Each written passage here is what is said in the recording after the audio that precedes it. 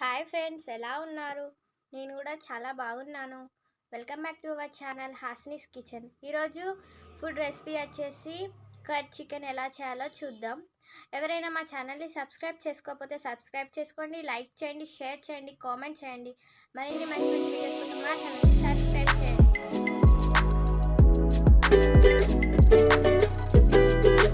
Onions తీసుకోవాలి, కర్డ్తో కలుపుకున్న chicken, pan పెట్టేసుకోవాలి, సరిపడా ఆయిల్ పోసుకోవాలి. ప్యాన్ వేడెక్కాక మిర్చి మరియు ఆనియన్స్ వేసుకోవాలి.